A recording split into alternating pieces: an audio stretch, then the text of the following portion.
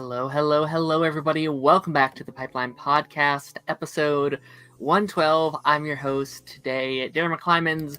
Joining me today for today's very special episode, the one, the only, the amazing Joypad Jake Productions. How's it going, Jake? Doing good, Darren. How are you? Thanks for having me on again.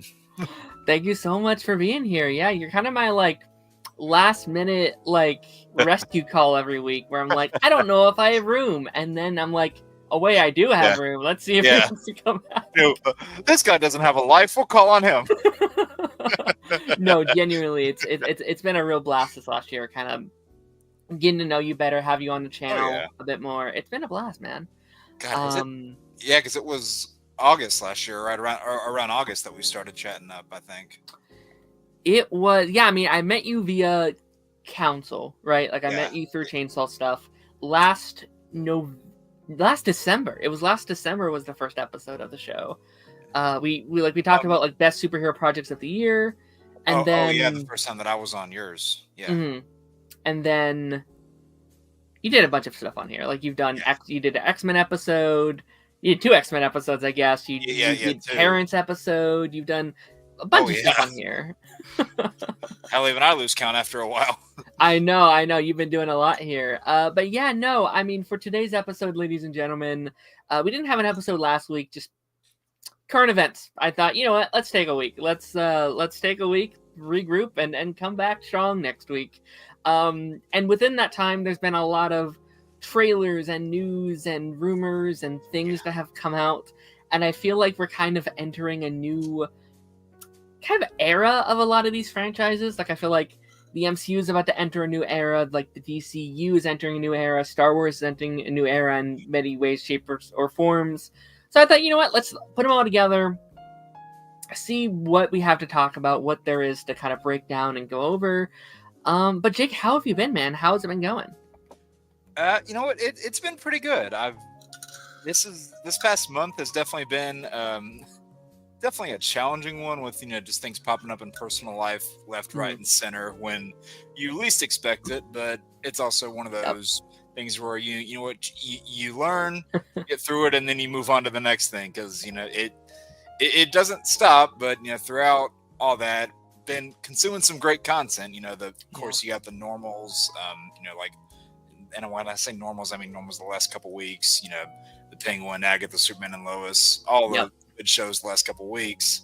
But also earlier this week, I finally watched Transformers 1. So, what'd you think of that? I had a blast with that movie. Did you? I was nervous too, because going into it, I mean, when it comes to Transformers, my favorite era of Transformers is without a question Generation 1. That original cartoon and the movie that followed it.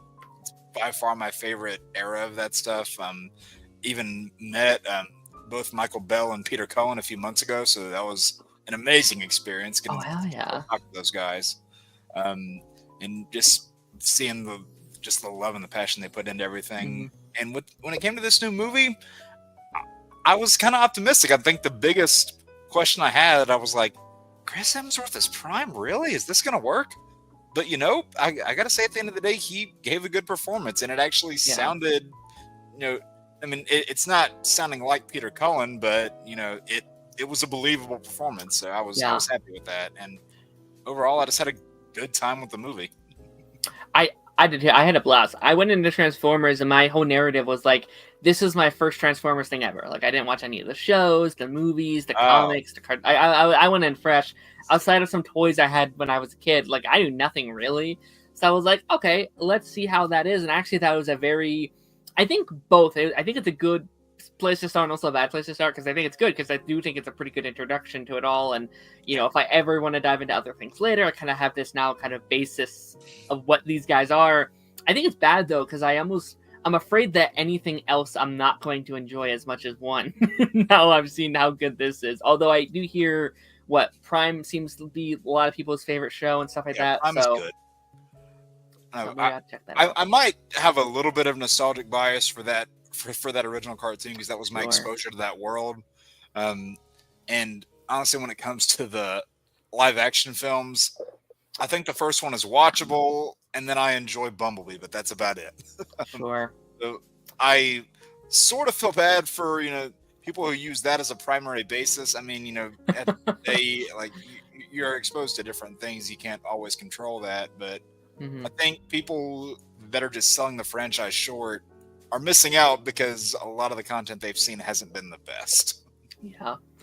Yeah, that seems like a franchise. Again, I've only seen the one thing at this point, but it seems like a franchise that it just kind of meant for the animated like formula in a way. Like I do feel like it's hard to maybe do a franchise like that full justice within the capabilities of the live action formula and what they can do with on the budget and stuff like that. So that makes sense to me. Yeah, I mean, I think you could. I mean, I will give them credit where credit is due. They have good visuals in most of their movies. I'd say there's a few movies where the visuals are kind of dodgy, but the only problem really is just there isn't often good writing to accompany those visuals. So Yeah, it's kind of a give and take. absolutely. Yeah, no, for sure. Hello, stranger. Stranger, I hope you're doing well. I hope you're having a great day. Yeah, no, I mean, in terms of, I mean, this is when I'd ask you what you're watching or what you're consuming lately. Is there anything else besides Transformers 1 that you'd like to shout out? See, I mean, beyond, the three shows that I just mentioned there, I will say finally is a show that I've seen bits and pieces of this show over the years, but one of my friends got me started into watching The Big Bang Theory recently, and it's been an interesting experience. I mean, I just saw bits and pieces of the show like over the years, like when it was out, and then the years past that. I'm like, okay, this is interesting, but honestly, like it just became something that whenever I just seem to turn my mind off and have a good time, I can just flip that back on, and I can just laugh for 40 minutes or however long those episodes are. So. Right. It's been weird seeing it like from a new perspective when the show is not old, but there's a gap. There's a gap of time between whenever it started and ended. And I think their third spinoff just started a couple weeks ago. Yeah. So yeah, I haven't seen any of those spinoffs. I've heard that those spinoffs definitely have their fans. You know what? I'm a massive fan of Young Sheldon in just the TikToks I've seen through the last 5 years. I swear to God, I've seen the entire show in just those contexts. Like I know all the characters, I know all the plot lines, I know all these things. Like that like new spinoff star. I was like, should I just watch the new show? I feel like I can just know everything I need to know.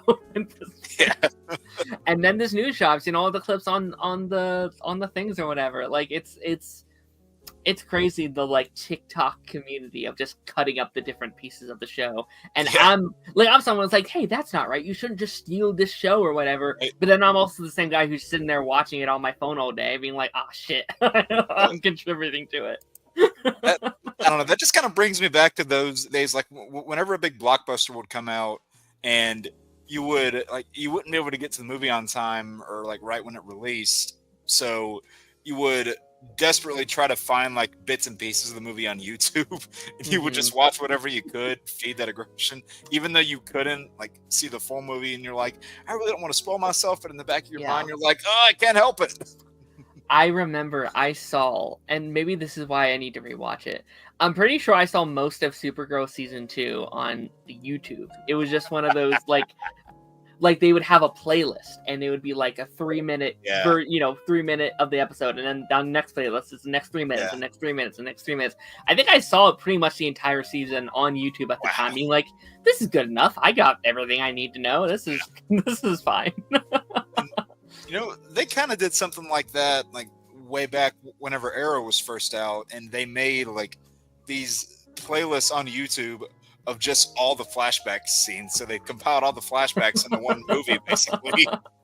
Hell yeah, absolutely. I was like, that was cool.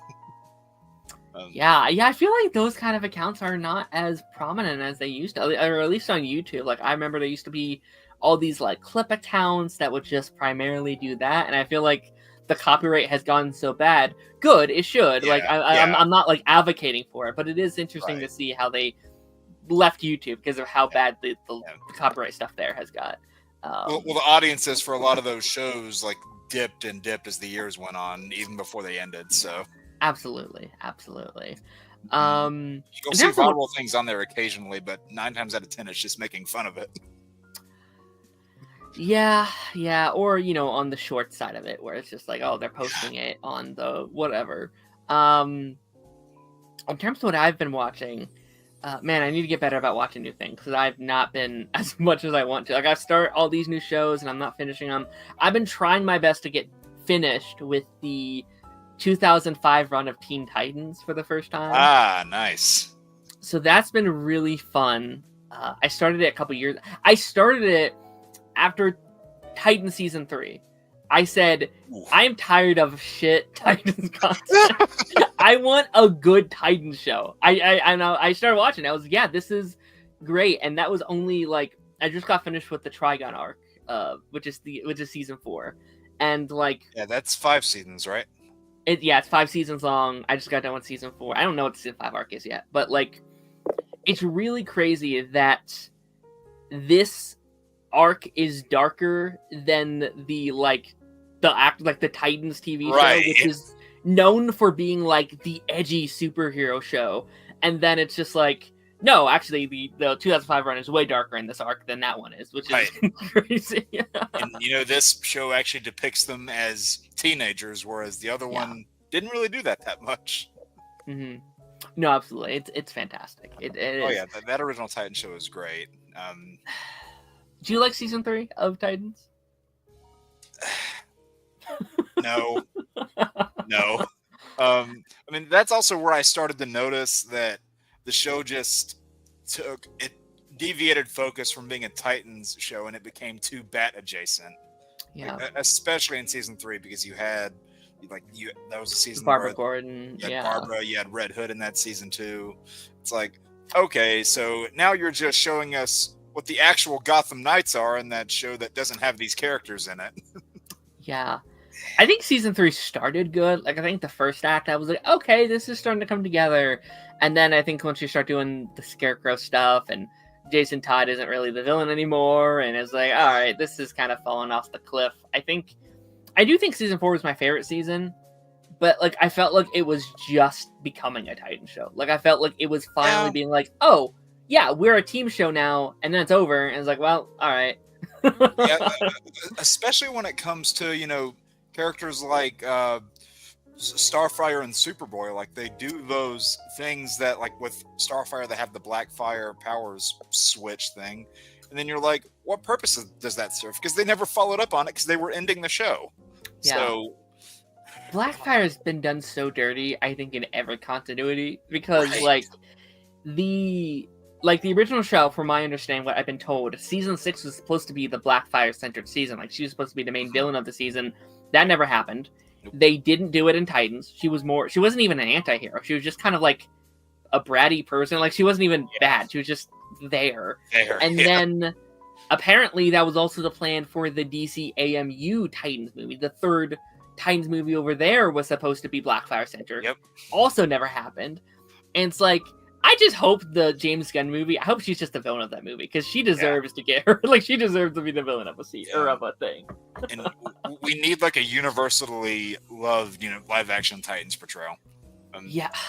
You said you finished that third season of the original cartoon, right? Yeah, I just finished season 4 of it, yeah.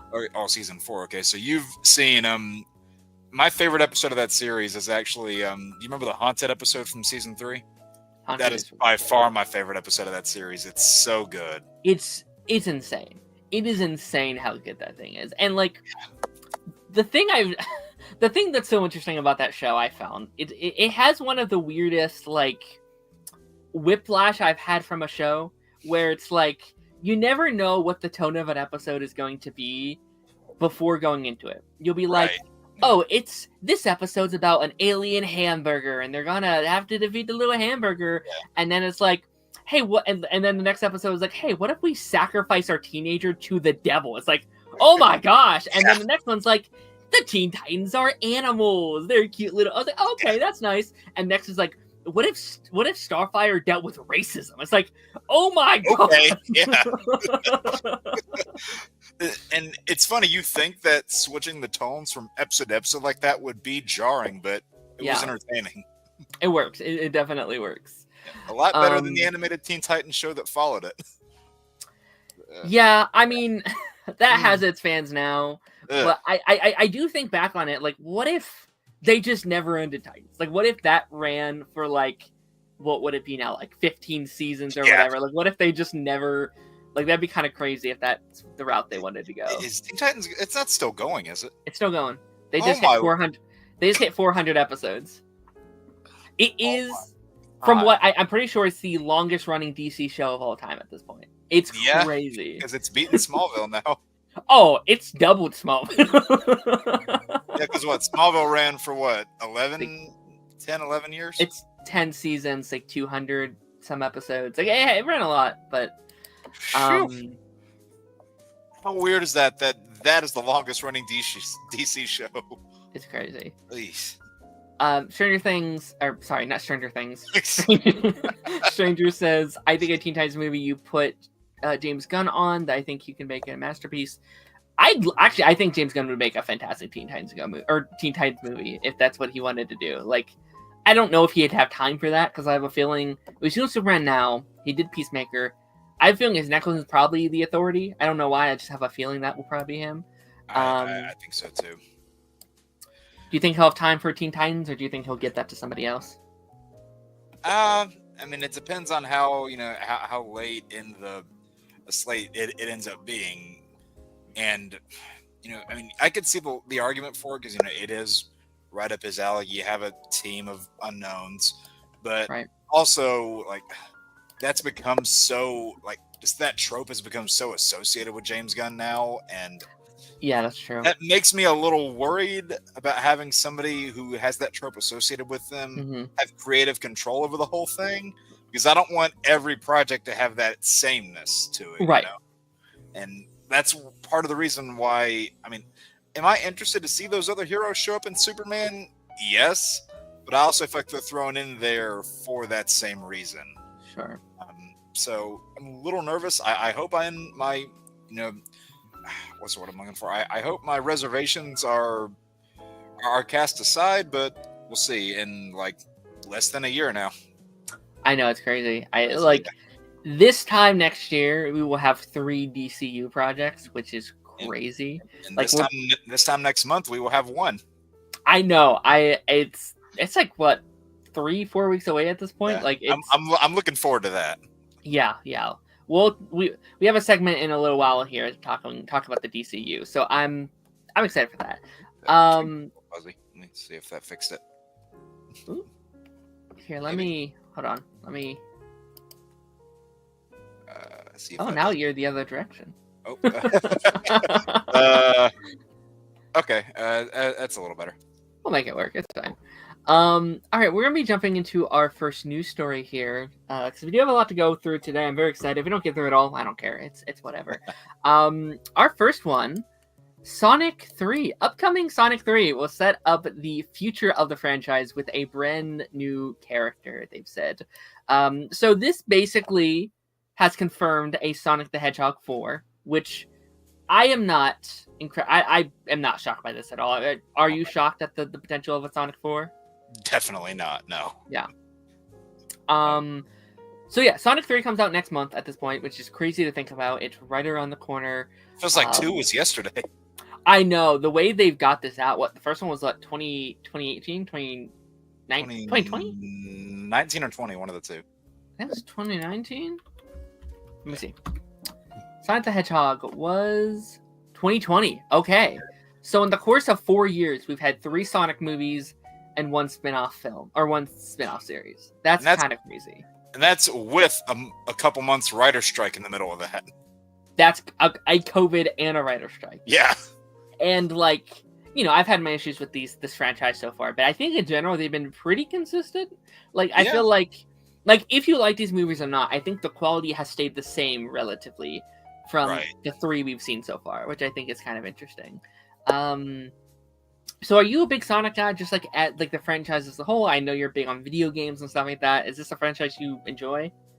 So there are a couple Sonic games that I really like as far as that franchise goes, but I don't know. It's weird. As far as the games go, it's the most fluctuating franchise I think I've probably ever seen because you have the Genesis games, which are great, and then after that is not very good for a while. Like there's a lot of just duds one after the other. But then like Sonic Heroes kind of brought things back. Like that's a great game. Sonic Colors great. Generations great. Then Sonic Boom terrible. '06 terrible. Sonic Mania was really good. So just it's been very up and down. And then as far as the movies go, I'd say the first one is definitely my favorite that we've gotten so far. Oh wow. Yeah, I mean, I thought the second one I thought was definitely good. I just kind of had my issues with it, same as you did. And I don't know, I'm not necessarily clamoring for more, but whenever a new one pops out, I'm like, oh, okay, they're doing another one, and then Sure. they're fun enough for me, but I'm not like desperate for more. Yeah, I think. I think they're okay. Like I think they're pretty fun. They're pretty good. I feel like, I'm not like a massive Sonic fan. Like I haven't played all the games or whatever. But like when I think of the Sonic franchise and I think like what it can be, I haven't seen that from this franchise yet. Of like what I think they can do. And I've had this conversation on here much before. Like we've talked about how it seems like maybe there's a slow transition to the Sonic that we think about, like what they're kind of building to the classic Sonic. Like I'm hoping at the end of this one they go back to like their world kind of thing, and then the next trilogy can be like the Sonic that we kind of all know and love and stuff like that, with all the animal friends and the powers and stuff like that.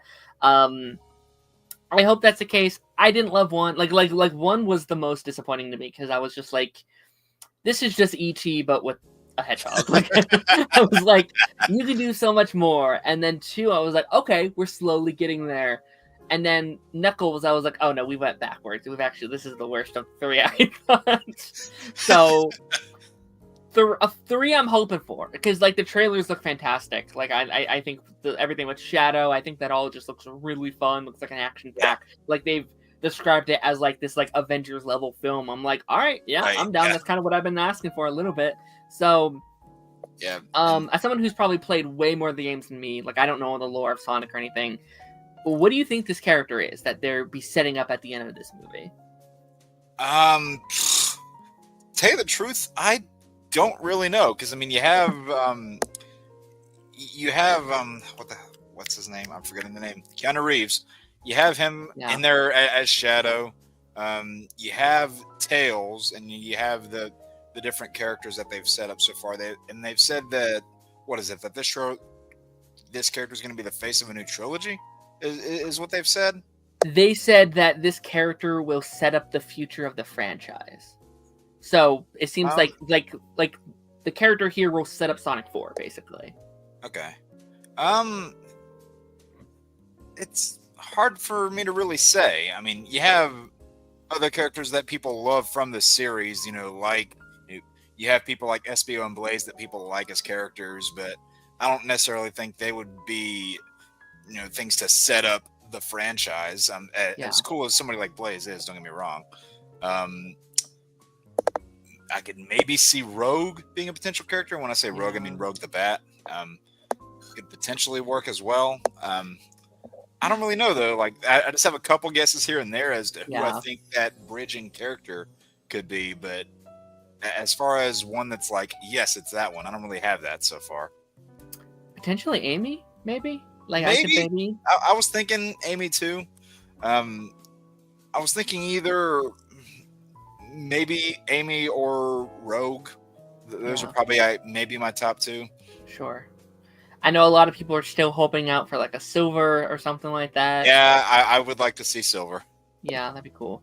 I'd like, this wouldn't be the answer to this, but I still want some kind of like Metal Sonic at some point. Metal Sonic, yeah. Cool. That'd be fun. Speaking of Shadow, though, I do think Shadow will probably get his own movie at some point. Like, I wouldn't be surprised. Like, I feel like out of all the characters that probably deserve their own project, he's the one where I'm like, yeah, he could just hold his own franchise. Like, I feel like that could be I feel like that could be cooler than Sonic on some days. Like if done Maybe. right, like I feel like that could be really metal, especially with like you cast Keanu Reeves. Like you're gonna want him to do his Keanu Reeves, I think, for a while. Yeah, so. And I will say the Sonic fan inside me would be amused if they finally let Shadow say the iconic line that he has from series, which doesn't come from a good game, I'll admit. But if we hear that iconic line, I'm gonna, the fan inside of me is gonna squeal a little bit. Be like, he said the thing. He said the thing. So if we get that, I'll be happy. And Sonic fans know what I'm talking about. Amazing. Do you think they'll give him the gun? I don't know. I've seen that question pop up several times. I wouldn't be surprised if they replaced it with like a Chaos Emerald or something, just for the context of the movie. Sure, absolutely. So yeah, I'm excited for this. I hope it's good. Comes out in just a handful of 4 or 5 weeks at this point. So yeah, it's like right around the corner. Yeah, right before Christmas. It's gonna be that versus Mufasa. So we'll see. Yeah, I know you're nervous for that movie. We'll see. We'll see how that one goes. Yeah, I mean, one of the biggest things that came out last week that I didn't talk about in the previous episode, we had trailers. We had a bunch of MCU Marvel trailers. We had a trailer for Captain America: Brave New World, Thunderbolts, and most recently, What If Season 3. So let's talk about Captain America first here. That was the first one we got. Yeah. This has been a long time coming, right? They announced Captain America 4 right out of Falcon and the Winter Soldier Season 1. I've been very excited for this project. I think Sam deserves his own movie. Like, I think this has been something they've been building to for a very long time now. Since Phase 2, basically, especially Endgame, since he was given the shield. Yeah. What was your thoughts on this trailer? I'm really looking forward to this movie. I think that, this movie's really gonna focus on the whole ideology of Captain America that they established in that first movie of not the perfect soldier, but the good man. And even in like Steve and Sam's, one of their final moments in Endgame, you even hear him refer to Sam as that good man. And I think that's really going to be what this movie shows, is that like, hey, you don't have the serum. I know people are speculating, is he going to get the serum in this movie? I'm going to say no. I'm going to say he's not. Yeah. And, it could be a really good character, maybe like semi-character study movie too, because at the end of the day, all the Captain America movies have really had rich character arcs for Steve, and I think that the Falcon and the Winter Soldier was really the first time we got that for Sam, and I think it could really work here in this franchise. Now, I know people have been, speculating, like how they're going to pull off somebody like the Red Hulk. Yeah. And, I'm nervous about that myself. And of course, that's also led to the discussion of, is Mark Ruffalo's Hulk going to make an appearance in this movie? I'd say there's about a 50-50 chance of it. Yeah. Maybe not. And then, you had those reshoots, of course, with Giancarlo's character. And I'm curious to see what that ends up being, because they're doing like the whole Serpent Society stuff now, which was going to be what Captain America 3 was originally. So I'm definitely looking forward to this movie. I want to see more of that white suit that you saw at the end of the Falcon and the Winter Soldier. I mean, that is just almost a perfect one-to-one of what Sam's Captain America suit looks like. And from what we've seen of the one that's more blue, from what we've seen of that suit, I don't like it as much just based on images. Maybe it'll look better in the actual movie. Oh, do you have a Funko of that one? Nice. I love that suit so much. I just actually ordered a statue of that one too. I just ordered a statue of that suit. Oh, hell yeah. So I'll show that off next time, I guess, whenever I'm on again. But no, I'm looking forward to this movie. I really am. And I'm I'm excited to see what, or rather, if this answers one of the biggest questions we have, leading up to these next two Avengers movies, is who are our Avengers right now? Because we still don't Yes, know. we don't know. And I don't want the first out of the two Avengers movies we have, I don't want them to have to spend too much time establishing that, because there's really not a lot of time for it. Yeah, I think that was probably one of the big things for one of the reshoots they did. Like, they did many versions of reshoots. I bet once they kind of knew what they were doing with the Avengers movies, they're like, all right, get these guys in here, get at least like 6 of them in here for like a 2-second scene or whatever. At the very end. I definitely think that's, and if that's the case, if they do appear in like a post-credits, I think that would be one of the coolest post-credit scenes they ever do. Oh yeah, that's the case. Like, because that will just, then we'll actually know. That, I think that will erupt the theater. I really think that would just, tear the theater apart. But no, I definitely agree with a lot of what you were saying. Like, I think, the big conversation is like, how is Sam going to defeat the Red Hulk? And I think that's the point. Like, I think all these questions we're asking, like, how is he strong enough? Why doesn't he have the serum? Like, everyone that's like, he's not my Captain America, all these things is like the exact thing in universe what they are also saying. Like, the everyday person in the MCU are going to be asking all these same things. And I think this is a movie about an underdog. I think Sam is the underdog in this situation. It's the hero's journey movie. 100%. Like, he's not as strong as Captain America. People don't trust him. There's a new president going against him. He's literally going against the Red Hulk, which is like way out of his league in terms of power scaling. Like, he should have no chance of defeating this guy. Right. And the only reason Tony was able to hold his own against the Hulk is because of all the armor he had. Right. Yeah. And I think that's going to put the stakes of this movie in a very fun situation where it's like, the world's not about the end, we're not about to have, no one's about to eat the planet or anything or whatever the big threat is. The threat is Sam's life. Like Sam could die. That is the stakes of this movie, and I think that's really fun. Yeah. I just hope the movie's as good as this trailer is, because if it is as good as this trailer is, we're in good shape. Like, we've heard a lot of bad things. We heard that the people who saw the movie already weren't thrilled with it and stuff like that. Yeah, I don't know if that was before or after most recent reshoots or whatever, but we'll see. It might have been before those reshoots happened.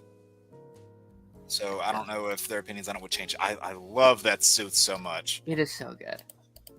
Hold on, let me go back. As soon as I saw that pop up in the finale of Falcon and Winter Soldier, I'm like, oh yes, they gave it to him. They gave it to him finally. They made us wait the entire series for that. But it's beautiful. If I had my way, this would be the main suit. Right. From now until the end of he's done with his career as Captain America. and like with that white added in there, it does set him apart from Steve. Like that in the goggles, they set him apart from Steve. They make him his own Captain America. Yeah. It kind of reminds me of the Flash season 4 suit, where like they made a really good suit and then they got rid of it like the season later. I was like, no, you could have kept that one for a little bit, actually. Like, we got better later, but like you could have kept it for another season. We would have been fine with that. Well, I mean, hopefully in this one they don't give Anthony Mackie a terrible like headpiece or something. Otherwise, it would be a Flash comparison through and through.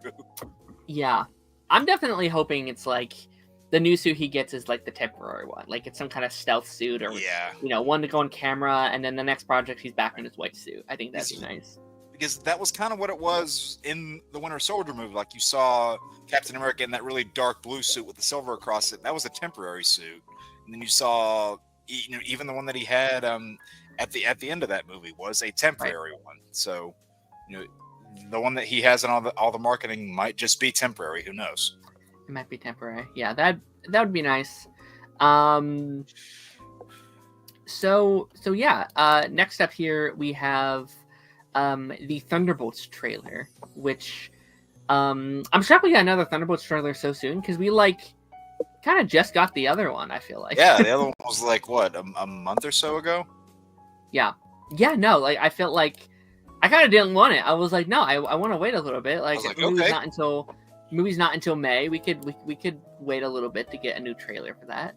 But what did you think of the new Thunderbolts trailer?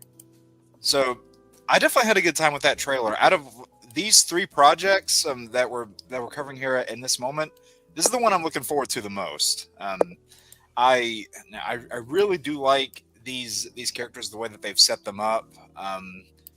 And you know, now I will admit there are characters from past projects that I haven't exactly loved. Like I wasn't a big fan of Ghost. Didn't like the way Taskmaster was done in Black Widow. But you know, I've seen a lot of people making comparisons to you know, the Suicide Squad, which I think that comparison is honestly not accurate at all. I mean, the Suicide Squad are people that were threatened with their lives. The Thunderbolts are actually villains that choose to reform because they feel bad at about what they've done. And I think that is no more apparent than in Bucky, who took a little bit of a what appears to be a backward turn in this trailer that you'll see here pop up in a few seconds. But you know, the fact that I think the dichotomy between all these characters is going to be really fun. Like they have charm to them. I know a lot of people do not like John Walker's character. I knew he was going in the U.S. agent direction as soon as they showed him, so I was fine with that.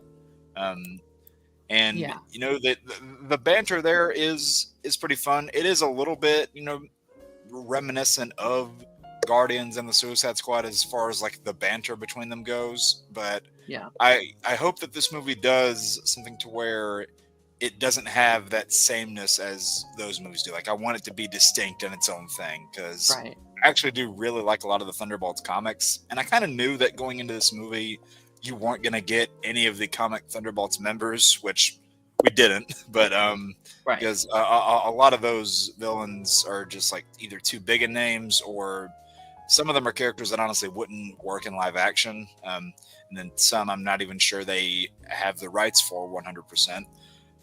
But no, I'm definitely looking forward to this one. Out of the three we've mentioned, I said that's the one I'm looking forward to the most.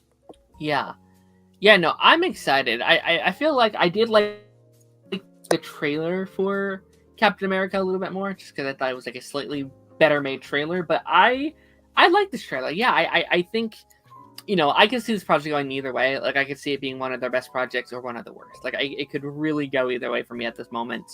I really think this movie does depend on the dynamic of the cast, though. Like if they have a fun dynamic, if they bounce back and forth with each other, we're in for a great time.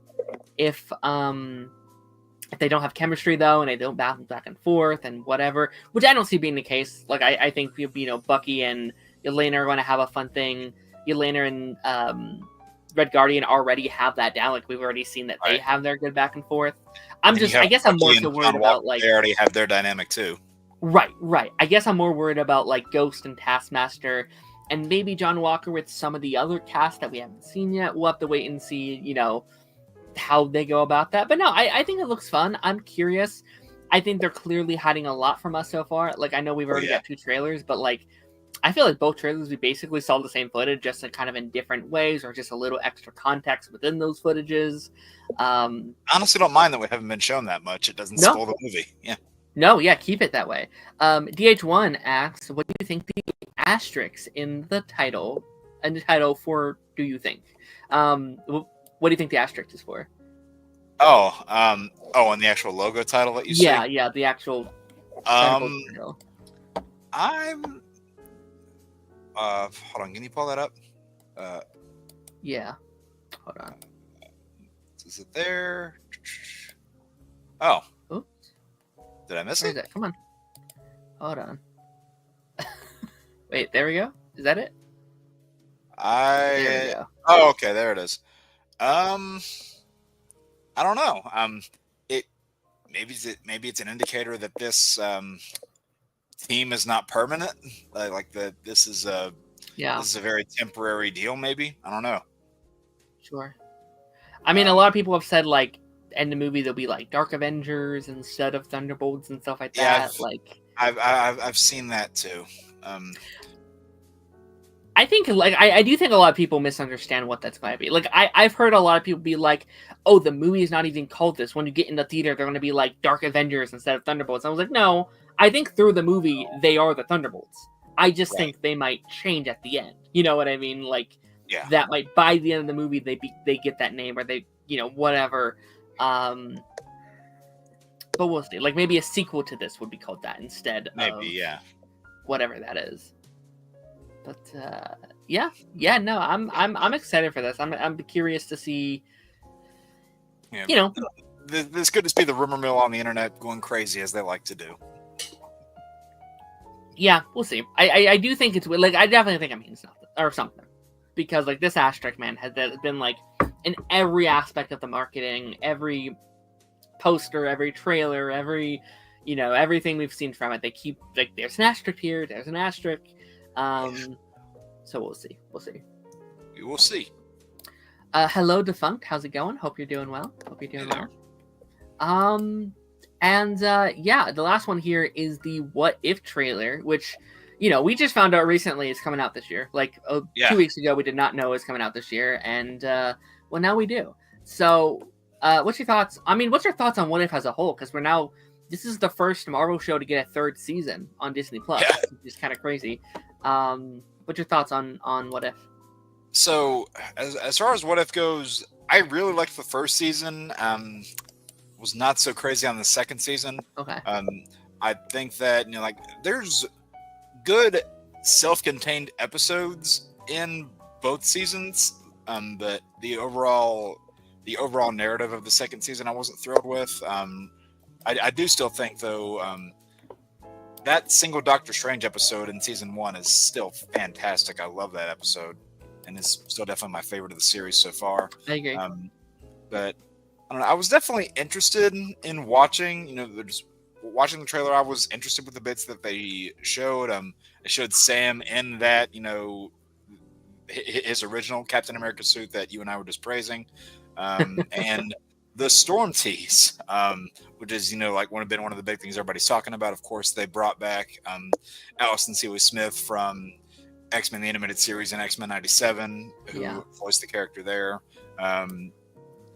When I heard that it was her, I'm like, oh wait, they brought her back and she has Mjolnir now. I was like, okay, this is cool, and I like that comic nod because she is one of the characters in comics that is worthy to lift it. Apart from Thor and Odin, like the typical ones that have been worthy to lift it have been Captain America, Beta Ray Bill, and Storm. And while Beta Ray Bill is a character I doubt we'll see anytime soon, unless they want to do that in a fifth Thor movie. Yeah. That right there is one of the money shots of the trailer right there, I think, where she's wielding Mjolnir. But also we get more of course, a Watcher tease, which everybody's wanted to see, more of the Watchers with the little snippet of them that you saw in X-Men, and then, the presence that they've had throughout this series. They just have that presence that they have is really just brought to the forefront, as you see right there in the shot. And you just see how imposing these guys can be. But, I feel like a lot of people might hate the characters if they stick, the roots, because they can't intervene in a lot of the stuff that's going on. Like, you're going to see characters look at them and go, you're these all-powerful gods. Why can't you do something? And by their law, they can't. They can't intervene. So, the only one that really has is Uatu. So, yeah, and I mean, we had that in What If, or I'm sorry, X-Men season 1. Like, he's literally watching genocide, and we're like, do something, help! Right, yeah. But he's like, nope, I'm just watching. So, which I am curious if they're gonna at all reference like that moment in X-Men '97. Like, I think it'd be kind of cool at the start of the Storm episode if that's where we see him, where he's like watching that event and be like, anyway, we're gonna have this story now or whatever, just to like reference that or something. Since it's the same voice of Storm, I wouldn't be surprised if they tie that in some way. That'd be really cool. Yeah, I mean, the fact that the Storm is technically in the world of the MCU at this point, like, X-Men's not technically MCU adjacent, but it's, it's in the same relative bubble as the MCU at this point. So the Wolverine from Deadpool and Wolverine did reference a Storm from his world, so there is that too. Right. Yeah, we're getting closer and closer to just the X-Men being in the MCU now. Yeah, there have been so many talks that the next saga after this is going to be the Mutant Saga. Yeah, I think so. I think so too. I really, really do. Listen, Storm is easily the most thing I'm excited for. Like, it's not even close at this point. Like, I'm so excited to see her back. Storm's one of my favorite Marvel characters. I love her. I I like this trailer though. Listen, it looks relatively more the same of what we've been getting the last 2 seasons. You know, I actually think I'm slightly the opposite of you. I thought season 1 was okay. I liked season 2 slightly more. I guess there was just a couple more episodes I liked more in season 2. Just like I think there's a stretch of episodes there I really liked. But I agree with you. I think the overall narrative sucked last season. It was so it was so last minute. Like, oh right, we have to have a narrative. Let's throw this together. It's very similar to She-Hulk to me, where it's like, oh yeah, there has to be a final thing. It's like, no, there doesn't. You could just do an anthology series. I don't need it to all connect to each other. They're right. It's like the best episodes there were the standalone episodes, the stories within those episodes. Right. If I was making What If for Marvel, I would not make it a huge, massive narrative. I'm not saying there can't be any connective tissue within any of them, but I would make it much more like Star Wars Vision, or what I hear Star Wars Vision is, where each thing, it's its own art style, it's its own tone, it's its own thing. You don't know what to expect from one to the other. I think making it all the same art style kind of sucks. I think that's boring. I think that's kind of lame. Like give each scenario's world a little bit of a different taste. Yeah, for sure. What I'll say, oh, did I pause it? Oh no, I didn't. Okay, it's just slow. What I'll say is what I love about this trailer is this is kind of what I've been asking for the last 5 years. Is we've been waiting for these Phase 4, Phase 5 characters to finally interact with each other. Like, right, yeah. This is kind of what I want for Avengers 5. Is I just want these characters interacting with each other, bonding, working together, and it seems like that's a lot of what this season is. Yeah, we should have had that in Phase 4 in a team-up movie, but what are you gonna do?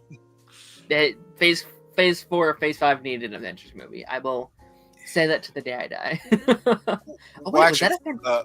So I think Thunderbolts is the last Phase 5 movie, right? That's what they once said. Is that a Fantastic Four logo right there? I see. Maybe is that an because A? It's hard to tell. Does it go out any further, or does it cut after that? Oh no, it fades. Okay. Okay, I don't know. I think it looks fun. I think it looks. Let me see. I'm looking up to see if Thunderbolts is the last one in Phase 5, or if it's Fantastic Four. That's what they once said. Like at one point in time, they did say Thunderbolts was the last one. I'm just wondering if they're going to change that. Like, especially since we're so close to the end at this point. Like, because like if Thunderbolts is the last one, there would only be about 3 or 4 projects before Avengers. So do you want to have Avengers be the start of like the middle of Phase 6, or I don't know. We'll see.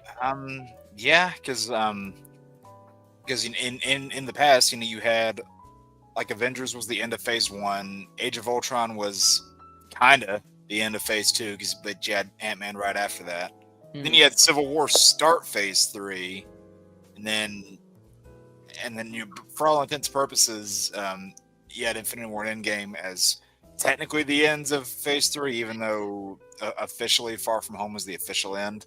Yeah. So it's been a little weird structurally. Yeah, and you know what? It seems really short now. Like, it seems like this Phase 5 has been really short.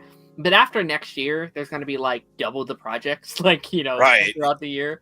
So, yeah. Phase 5 started with Ant-Man, right? It started with it did. I think, yeah. Yeah, so, yeah, right now there's 9 projects. There's Guardians, there's Loki Season 2, Deadpool and Wolverine, What If Season 2, The Marvels, Echo, Ant-Man 3, Secret Invasion, Agatha. Okay. So, yeah, I mean, if you add Thunderbolts, if you add Captain America, you're adding Daredevil Born Again, you're adding any other live action shows next year? Or is that all after? I think that's all after. Yeah, okay. And then, after, so Phase 5 would then be Thunderbolts, Wonder Man, Fantastic Four. And then Captain America. Yeah. Okay. Yeah, I think it just seems short in comparison to how many projects Phase 4 had. James said it's an A. Okay. So A for Avengers. Okay, that makes sense. Yeah, that's fair. Yeah, no, I'm interested in the 3rd season. Curious to see if it's going to be, that sort of anthology style, or if there's going to be a narrative through line throughout the entire thing. They've said there's a narrative, like it all ties together in this like massive thing again, which like I don't know. I feel like after last season, like I did not like the final episode of last season. I thought it was too much. Like, it was fun, but like it was a bit too much. So it was ambitious but flawed. Yeah. I also wanted to mention this character. So this character, the one with wings, when I was first watching the trailer, I was like, is that Hawk Girl? Wait, no, it's not Hawk Girl. That's a whole nother thing. Apparently it's an original character for the show. Just like the character we had last season, Kawase. Oh, yeah. Like, yeah, she was an original for that season. She's also an original character, which I like that. I think that's cool. Getting internal stuff back this season, which is interesting. The giant like Megazord Avengers thing is kind of fun. I think that's a fun little. Yeah, I saw that too, and I was like, oh, okay, that's fun. Mm-hmm. Yeah, I was looking at like some of the new characters that they had in there. Like they had the White Vision. They had Monica Rambeau obviously coming back after the Marvels. And there's a couple of different characters that I don't think were in or that didn't have animated versions of themselves in the past 2 seasons that are in this one. Yeah, a lot of. I mean, we have Agatha this season, right? Which is fun. I guess I just like a lot of what we've seen in this trailer, and this maybe is the biggest problem with What If as a whole, is like stuff we're either have already got or are going to be getting. Like there's an Agatha musical episode. I was like, okay, that's fun. Yeah. But we already had Agatha doing music stuff prior, so I was like, that's not new. You have Sam leading the Avengers. I was like, okay, cool, that's cool. He's probably going to be doing that anyway. Like he's going to be doing. He's probably going to be the leader of the Avengers. And then you have things like like Shang-Chi coming back this season too, which is a character like people have wanted more of. And I feel like whenever he comes back, people will be like, "Oh yeah, that character that we haven't seen in like almost 4 years." Then I think they're also bringing back Mysterio too, aren't they? Yeah, there's a shot where he's like holding some kind of strings down. Yeah, there's like all those little things connected to him. Which I doubt that's going to be Jake Gyllenhaal voicing him, but I don't know if we know that or not. I have no idea. I think it would be funny if they got Bruce Campbell to do it, considering he was written to be Quentin Beck way back when. I doubt they're going to do that, but it would be fun to see. That'd be fun to see. We also have the Red Guardian and Bucky episode, which like last season I was like, okay, cool, but I'm like, well, we're just getting them in Thunderbolts. Like I don't know if I need to see an episode with them together. But yeah, we'll see. I'm excited. I hope they do interesting stuff. Well, I got Hulk back in the MCU. That's something at least. Right, yeah, and that looks a little bit closer to the design of Edward Norton's Hulk rather than Mark Ruffalo's with the hair and everything. Just like, what if we could actually use the Hulk like that? Yeah, I know, right? Oh man, that should be its own episode. Yeah, I mean, if you could have like, because I feel like that's been the biggest criticism of the show so far, has just been like not using what if episodes people kind of want to see, or like are doing creative things with those episodes. Are there any what if episodes you would like to see that we just didn't get to do?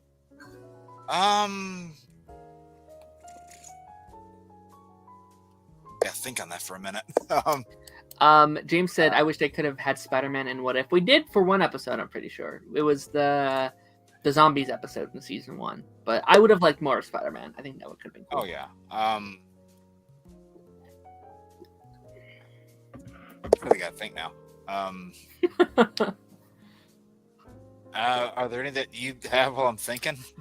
I really wanted, and maybe it would have been too much for a 20-minute episode, but I really wanted What If the other side got snapped. Yeah, that's been a popular one, yeah. That would be cool. That'd be nice. I mean, I'd love, I don't know if it's too touchy because of the real world like situation, but I would have loved like a T'Challa Storm kind of episode, because like that's something we almost got, or I assume we would have maybe potentially got someday, and unfortunate of what happened, like I feel like there's a lot of things that almost happened in the MCU, but we didn't because of circumstance or stuff like that. I would have liked to see like what if Pietro lived or something like that. Like what if Pietro didn't die or stuff like that. What if like I feel like Civil War could have been really cool. Like what if the teams were different? Like what if people sided different ways in that event? Like maybe what would that look like? Or like what if Spider-Man was on Team Cap or something like that? Like I think that could be fun. Or what if Thor and Hulk were present during Civil War? Mm-hmm. I don't know. There's a couple what if ones that I'm thinking about, but a lot of them involve like mutants. So, sure. Or, what if the X-Men were here the whole time? Right? Yeah, if they were here the entire time, or it'd be like what if Wanda won against Strange in America? I think that would have been a cool one to do. Sure. Yeah, I do wish the show was continuing. Like I do wish they could have like improved upon themselves over the course of time. Like I wish they had time to listen, because listen, they didn't really have like season 2 and season 3 were pretty much done at the same time, pretty much in tandem with season 1. So they haven't been able to listen to the audience and listen to what people want to see. Right. I wish they could have gone for season 4, 5, and 6, where they can be like, okay, these are what people wanted us to do with more episodes. Adapt those. I don't know. It doesn't feel like the concept is like so interesting, right. Like talking about like these branched timelines and what could happen when, and it just makes you feel like they haven't played as much with the concepts as they could. Right. No, I fully agree. They've been playing it safe. Couldn't agree more. All right, we're gonna be moving on to our next thing here. I wanted to bring this up because I did think this was very interesting. Many seasons are planned for Daredevil Born Again, apparently, and John Bernthal's Punisher is planned for other MCU projects. Now, this was said by someone who works over at Marvel, and I thought these two things were pretty interesting because I was almost under the impression that Born Again was supposed to be this almost 2-season arc show. I originally that original 18 run, and then they split that up into 2 separate seasons. And I was like, oh, that's kind of sad. I wish maybe could have ran a couple more seasons. It seems like we might potentially get that in some way or another. Do you want to see more seasons of Daredevil? Obviously, we haven't seen it yet. Sure, could be shit, and we might not want more. Yeah. But like, would you like to see the show go on beyond 2 seasons? Well, if it maintains the quality of what we got, from Netflix Daredevil in those 3 seasons, yes. If it's more akin to the quality of what the original write was before it was told to get scrapped, then no, because they wrote through and shot like a lot of that original write, and then they were flat out told, "This is shit. You guys need to scrap this and start over." And I'm a little worried to see what that original thing would have been, but no, these are definitely the 2 characters from the Marvel Netflix side of things. It's like these 2 and Jessica Jones are the characters that I would want to see more out of, because they were the series and characters that I connected with the most, and also just their worlds were really interesting. And there's even been those rumors that Kristen Ritter is going to pop up in this series at some point, Born Again, hoping for that. And as far as John Bernthal's Punisher, whether they're going to give him a continuation of his own series, that could be fun. And I don't really know, because there's characters that I think he could have interacted with and had good dichotomies with, but a lot of those characters aren't really there anymore. Right. Like whenever to reference this, the Civil War comics, he had a good relationship, or not relationship, but a back and forth, an interesting one with Steve Rogers, and he ended up saving Spider-Man's life during that comic. So I've always liked the kind of relationship that those characters have. But I would definitely be interested in seeing more of John Bernthal's Punisher and just more seasons of this. Again, if it maintains or even surpasses the quality of those first 3 seasons, which I think is going to be hard to do, because I think Daredevil is still just one of the best superhero shows. I agree. It's and listen, I don't need it to be as good as the original show. I just need it to be good. I just need it to be around the same level of quality. Listen, that's going to be a very hard, it's a very hard hill to climb. They set such a, I'd argue Daredevil set the standard for all comic book projects ever. If you said this is the best comic book thing of all time, I'd be like, yeah, I mostly agree. It's right, it's right up there. I'd say probably top 5 in general. It's nearly a perfect show.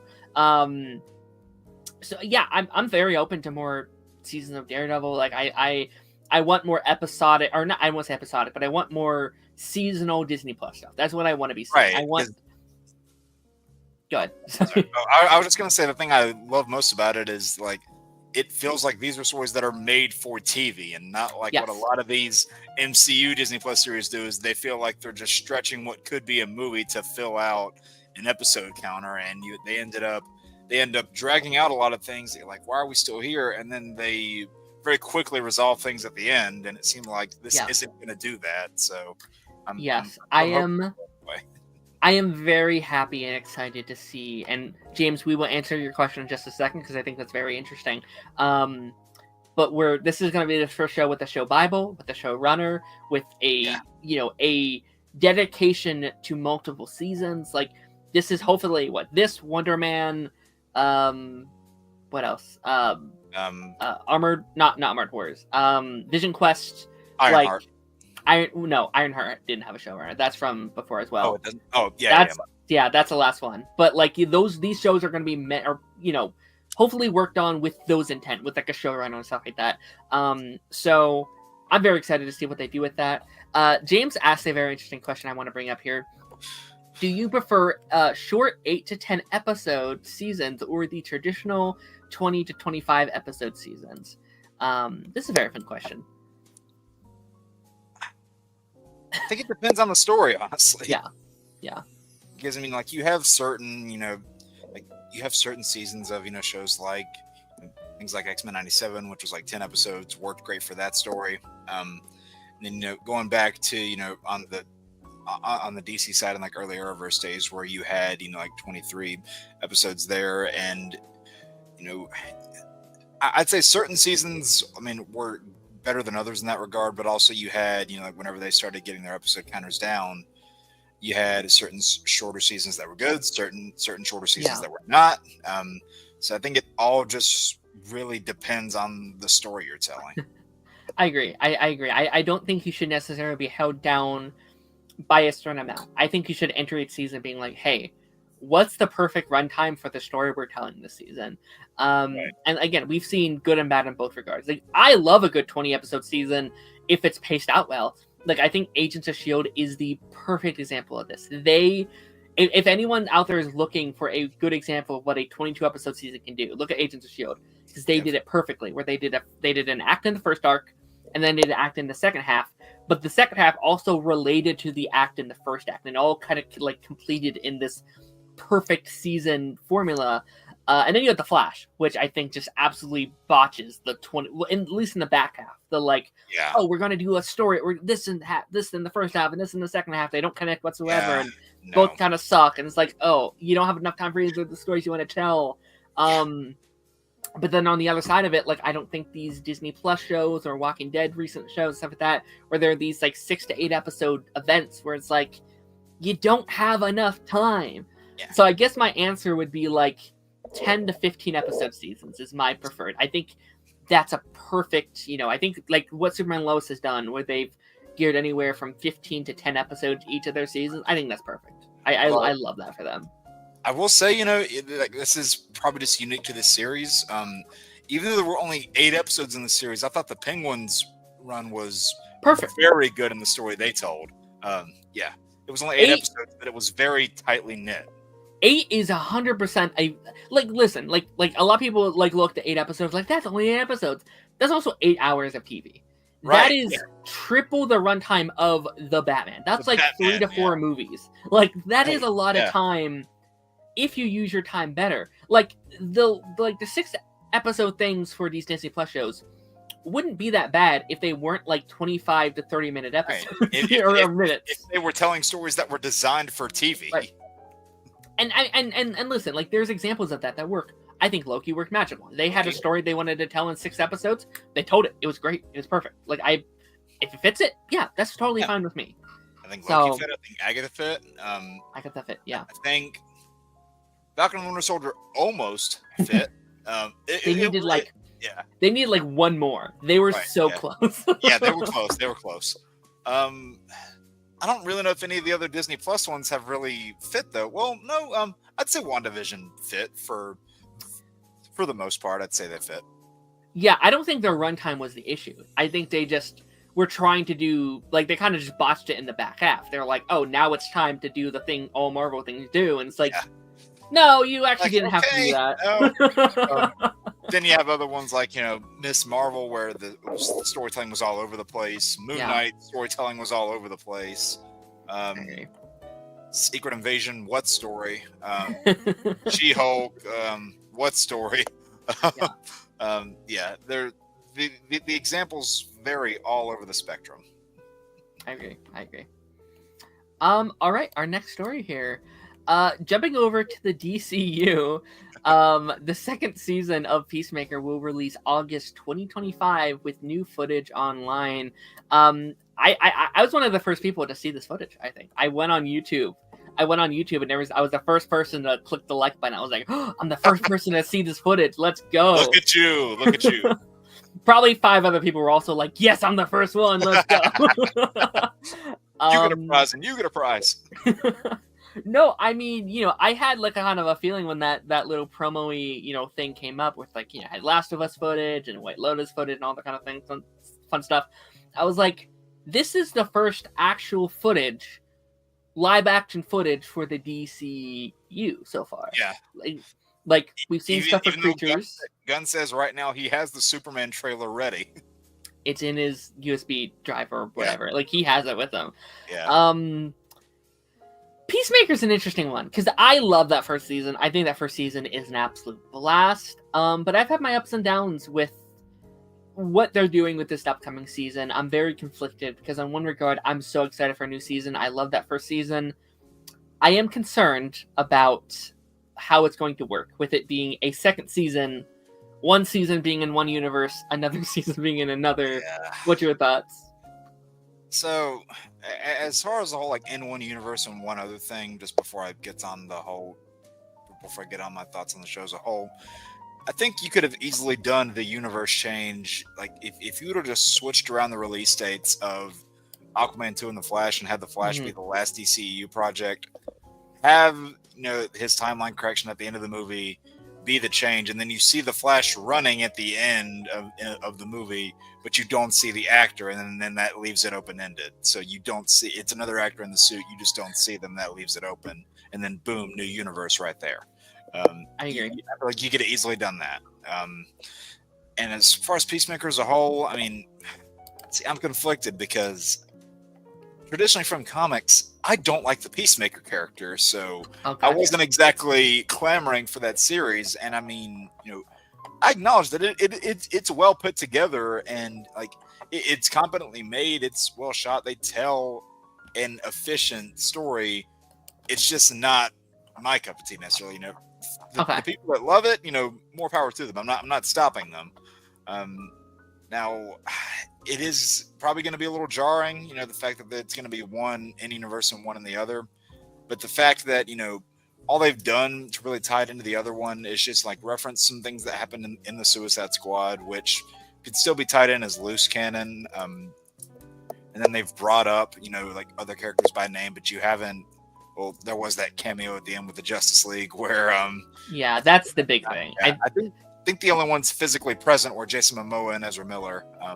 Whereas the rest were in silhouette form. I would not be surprised if after this, like whenever we have a new Aquaman and Flash, if somebody goes back and edits that footage in the Peacemaker thing to where you just have the new faces there the entire time, I wouldn't be surprised at that at all.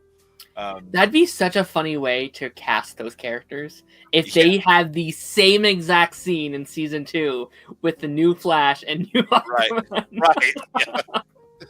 Yeah. No, I mean, like, I may watch the second season.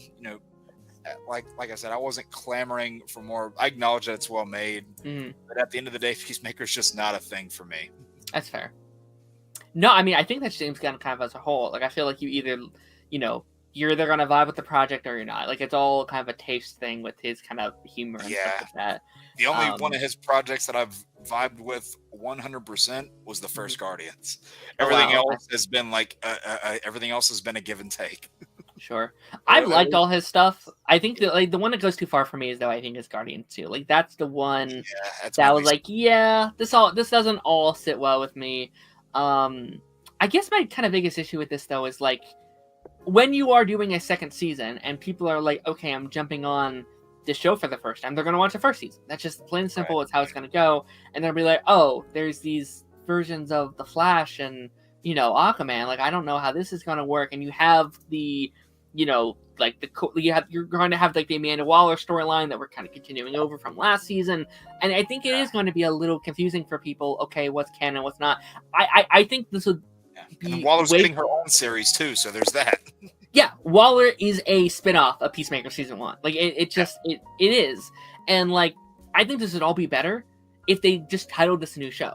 If they were like, this is Peacemaker Next Generation or Peacemaker New Blood or whatever it is. It's just a new show. So you don't even have to, like when people pull up the Peacemaker on their Macs or whatever, it's not like, oh, season 1, I'll watch this first. Like we don't want that. I feel, right. Yeah. You know. And like it's kind of what they're doing with Daredevil. And like they're calling it Born Again. It's exactly that. Yeah. No, for sure. But it almost works better for Daredevil because Daredevil is supposed to be a continuation of season 3 at this point. So like, swap them and we'd be all good. Yeah. Oh man. So yeah, no, I don't have much to say about this. It's just I think, you know, talk about the release date as a whole. August 2025 is very exciting. Like I said, yeah. Oh yeah, it is 2 months after Superman. So it's 2 months, or is it? I thought Superman was July. Oh no, it's a month. It's a month 1 after month. Superman. Yeah. Do you think the Superman post-credit scene sets up Peacemaker? 50-50, I'd say. Maybe not. Yeah. Yeah, no, I was saying at the front though, like it's crazy this time next year we will have 3 projects under the DCU. Yeah. Like we've made it through the hardest time, I think, as DC fans. Just that waiting process. Now it's here. We have things to talk about. I'm excited. We've had good things to sate our appetites until then, like the Penguin and Superman and Lois. But then we've also had things like Joker 2, which it's been a very weird time for DC fans. Mm-hmm. It most definitely we're almost through. We're almost through it. Absolutely. But talking about a new era of things, Star Wars episodes 10 through 12 is in the works. The next installment, seemingly, of the Skywalker saga. Now, we don't talk a lot about Star Wars on the show, mainly because I'm a very casual Star Wars guy. I'll watch some stuff if I feel like it, if I want to. Most of the time, it's just kind of to stay in the pulp culture, you know, sphere of being like, oh yeah, that show's out, whatever. Just have a conversation, yeah. Listen, like, Star Wars has been out of the movie space for a couple years now. It's now been 5 years since the last proper Star Wars movie. Jeez. Are you a Star Wars fan? I feel like I've never talked to you about Star Wars. Oh, yeah, no, Star Wars is one of my roots as far as this nerd culture goes. You know, like for me growing up, it was, you know, the Spider-Man and X-Men cartoons, and then obviously Batman animated series. Like I got into DC a little bit later, but then like one of those roots for me was Star Wars. So and you love that original trilogy to bits. I can respect things that the prequel trilogy did. I won't call it good necessarily. Like I think it has good elements, but I'm not going to be like, you know, those people that are backpedaling 20 years later and be like, no, they were always good. It's like, no, they weren't. It's just it's just that they've been put in a new light now because of all the polarizing opinions regarding the latest trilogy. Which again, that's another trilogy that I won't call good, but I will say has good elements. Yeah. And I really don't think the Skywalker story needs to continue. I really don't think it does. Like have this be a bridging of the gap, you know, like between these characters. That's what it's where I didn't like that they ended it because of like the whole Rey Skywalker thing. I'm like, okay, is that meaning that you are just putting? Does that mean you're just putting a pin in it right there, or does that mean there's going to be something more? And rumor has it there's going to be something more, and one of the good things about these long-running series, or like a lot of the most popular series, is that they have an ending point. They have a start, a middle, and an end. Right. And one of my favorite shows of all time, Breaking Bad, has a start, a middle, and end. It doesn't seem like this saga is going to have an end at some point. It seems like they're just going to keep milking it. I mean, the Star Wars universe, I don't have absolutely no problem adding more to that lore, because there's a lot of planets you can explore, a lot of eras you can explore. Right. Like things coming out like Skeleton Crew. Really looking forward to that. Yeah, that's fun. But just I don't think you need to add the Skywalker label onto any more of it. I just don't. Yeah, that's definitely very confusing to me because like I don't know if this is a hot take here. I have no problem with it being 10, 11, and 12. Like I have no problem with like the mainline movies continuing those those numbers. I don't think that's a bad thing at all. Right. Yeah. Make that clear. I don't mind the episodes continuing, but they don't need to continue a Skywalker story. Yeah. No, I'm curious what that means because is it just the Rey story is continuing? Because that's the case. It's like, okay, I guess so. I like Rey. I don't hate her like a lot of people do. Like if that's the case, okay. But also, like, what is this? Like, I'm curious what the plot of these movies are going to be. How far of a jump is there going to be? Because the war is over at this point, or at least the war that we know of, right? Right. So, what is the next big thing? Again, I don't know the lore. I bet people who've read all the books are like, actually, they're going to do this and this and this. It's like, okay, cool. Like, you can explain that or whatever. But like, I'm curious what they do with or whatever. So, I don't know. I mean, like for more Star Wars content, so if this was the end of the actual Skywalker side of things, which apparently it's not, but like just going forward for more Star Wars content, I would have just liked to have seen more added to the world that we know, and like stuff could happen after that, but like I said, I feel like it can just go in another direction, because I mean the world is huge. Like there's so many places you could go, so many different eras you can tackle, so many planets you could tackle. You can make interesting stories, but I just feel like they're kind of relying on the Skywalker name. Yeah, and I hate to be this guy, but I almost feel like that's kind of what we've told them as well, though, because it's like or dislike the Acolyte. I don't care if you enjoyed that show or not. People hated that project before it even came out, before we knew anything about it. It was pandered to death before it even came out. Exactly. People are like, no, I don't want this. Where's Yoda? Where's Darth Vader? Where's Luke? And to me, that tells the people that work on this project, like, oh, they don't want new stuff. They want what they know. They know all these things. It's like, same thing with Skeleton Crew. That looks to be something very interesting. I've already seen people like, no, why would I care about these kids? Why would I want this? I don't want anything different. So I get it. Like, from a person who's making it, like from a CEO standpoint, it's like, no, give people what they want. They want this. They want new Skywalker stuff. Give that to them. So you're never gonna please anybody, though. No, I'm so done with the Star Wars fandom. I hate the bad ones, at least. I mean, like I hate those guys. I mean, I have my problems with the Acolyte. Don't get me wrong. Again, I think it wasn't completely devoid of enjoyment. I think there were things to like there, but I appreciate that they did something different. I appreciate that they swung for the fence and tried to do something a little bit out of their element. Yeah, I'm really in the middle on that show. I think it was fine. I don't like it as much as my friends who like it. I also don't see the issues people throw at it all the time. Like, I think it's the most okay show ever made. I wanted season 2 though, because I felt like they ended the show in a way like, oh, they're going somewhere very interesting with this story. I thought like there's a lot of interesting things they're building to. That's my problem. I can go down a pipeline here of like all my the stories need to continue. Like I hate shows that end after season 1 when they start to get going. It's like, no, you have to let them grow. You have to let them evolve a little bit. They didn't find their footing yet. They could have found their footing.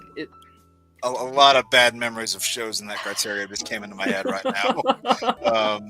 now. Curse you, modern streaming era. Curse you. I was gonna say, if you're looking into more Star Wars content to digest outside of the movies, I would say go give Star Wars Rebels a watch on Disney Plus, because I originally kind of dismissed it for a while. I was like, okay, this is seems a little bit like it's just trying to appease younger kids. But then I gave it a watch. I was like, okay, this is actually really good. It's got good storytelling. Yeah, it's all canon, which I liked. Not only that, it was all canon. They tied it into things to where like they reference things that happen in the films, but also you can watch those and not miss any big thing. Like it's not like an important character is going to get offed, and then you watch the next movie and you're like, where'd they go? Oh, they got killed off in the cartoon. Yeah, that didn't happen. So I would give that series a watch if you haven't seen it yet. Yeah, I'm so behind on the animated stuff. I haven't finished Clone Wars. Like, I'm like, I want. So good. I want to so finish good. Clone Wars before I go to Rebels. I haven't finished Clone Wars. I haven't done Bad Batch. I haven't done any of the like Tales of the Empire. I need to. I need to get to it at some point. It's just haven't made it, unfortunately. It's the one good thing the pandemic gave us was time to catch up on all this stuff. And I did not do that. So yeah, going. I mean, right back to the Marvel stuff, I guess. Denzel Washington. Did not think I'd be saying that next to Marvel. Denzel Washington says he's being written a role for Black Panther 3. This is confirmed to Black Panther 3. That's the big thing of this. Like, okay, so yeah, Denzel, obviously, like a massive movie star. Like, you know, he's such a legend in this space of filmmaking and stuff like that. People have pitched forever. Like, fans have been like, oh, maybe he could be this character and this character. And I've always been like, I don't think he'd do a Marvel thing. Like, there is a stigma when it comes to Marvel and MCU stuff over the years. And I was like, I don't know. But if there was one franchise he would jump onto, Black Panther does make a lot of sense to me. Yeah. And I don't really know what he could play in this movie. I know a lot of people were saying, well, they should, just, they should have him just be the new rebooted face of T'Challa after Secret Wars. I'm like, listen, if they didn't recast Chadwick Boseman before, they're not going to do it now. Isn't he he's about to retire? That's the thing. Right. This it's like he has like what, 5 or 6 movies left? Yeah. And then he's done. Like, he's not going to be the standing face of a franchise. Same. And he's isn't he like 60? Isn't he like? I think he's either 60 or nearing 60. Yeah, he's not. I'm looking it up. Age. Where are you? He's 69. Okay. Oh wow. Yeah. Okay. So yeah, no, he's not. He's not playing a major. I mean, listen, like, I'm not saying he can't play a major role in this movie. Maybe he does. This to me reads to me as like a cameo. This like that's what I read this as. I'd love if he was the villain. I think that'd be sick as hell. Either that, or I'll throw this one out there too for any fans of Black Panther lore. A character he could potentially play is T'Challa's grandfather, who was named Azari. Right. Azari the Wise was his name. He could potentially be that character in like a flashback or something. So that's my, I guess, tinfoil hat prediction. My out there one. Will they do that? Probably not, but it'd be cool. Yeah, no. I mean, again, he's played villains in the past. I think that'd be really cool if you're trying to, get a very good actor to play the villain of a movie like this. I get traumatic flashbacks to Christian Bale as Gore, like that. I was like, hopefully it's better than that. And I get flashbacks to Doctor Strange with Mads Mikkelsen and Caecilius. Yeah, I mean, like, and again, I think I think in terms of franchises in Marvel to jump on, Black Panther is, I think, the one. Like, I'd argue they're probably, outside of, I guess, maybe Avengers, but I still think, I think Black Panther is probably the most consistently good MCU stuff right now. Like, even the stuff they're featured in. Like, Black Panther 1 and 2, I think, are excellent movies. They're in Infinity War and Endgame, which are classified as one of the better ones. They're even in Falcon and the Winter Soldier, which is regarded as one of the better TV shows that they made. So it's like they've kept that quality up. So. Yeah. And I like most of those projects. I've been on the record of saying this several times. I wasn't a fan of the second Black Panther. Okay. I wanted to be, but there were a lot of issues I had with that movie, but I do still love the first one. Mm-hmm. And like all of the Black Panther related stuff, like just the surrounding world of Wakanda, I still really, really like, and the characters there are really good. I think honestly my biggest issue with the second film was Namor and everything surrounding him. Mm-hmm. So wasn't regarding any of the Black Panther side of the world. Sure. I do think it's interesting. We already mentioned this, but like this does mean there's a Green Lantern 3 at least in Green somewhere Lantern. In the. I'm sorry, a Black Panther 3. Did I say Green Lantern 3? Green Lantern. I missed 1 and 2, I guess. Wait, Ryan Reynolds had a second movie? Oh no. Black Panther 3. He's Jon Stewart. I'm kidding. Oh god. Wow. Yeah, this is interesting. Like there's a lot of people that were like, "Oh, this is what's going to be the secret project 2026." I was like, I don't think so. I don't think so. I think there's probably just like, hey, write up a draft of what maybe you want to do, and then probably after Secret Wars is kind of like, okay, we can pick up the story then.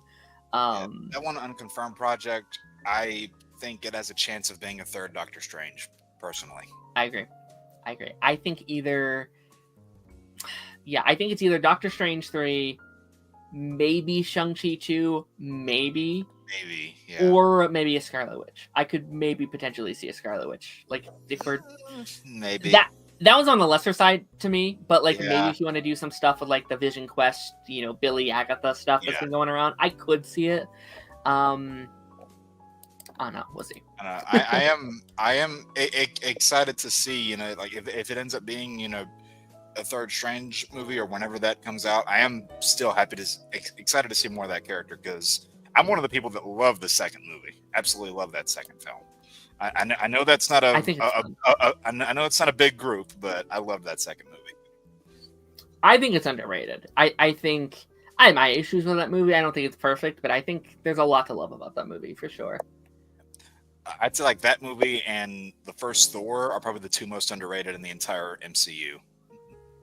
I might agree with that. I think Thor is underrated. I would say that. I think to oppose what you just said, I think Black Panther 2 is one of my most underrated MCU movies. Okay. That's fine. But I don't disagree with that too that you just said. All right, kind of keeping in line with the Disney situation. Bob Iger to announce new replacement as Disney CEO in 2026. Now, this is leaning more into the business side of it all, but I do think this is pretty big in terms of like a lot of the topics that we cover or movies and TV shows we like to talk about. Bob Iger returning after, his hiatus those couple of years, I think was a pretty big deal. I've said, I have my issues with Bob Iger. Some things he said, I'm like, that, just shut the fuck up, man. Like, I don't love everything he's done and said and stuff like that. But I do think he's been kind of moving things in the right direction. Like, since he's come back, I think Marvel's been picking up a lot of the stuff they've been kind of falling behind on. They're getting new Star Wars movies announced and moving. It seems like more Disney stuff became more creative. And, despite if you like all these sequels that are coming on the way, he's at least been trying to bring things in that will help the company and stuff like that.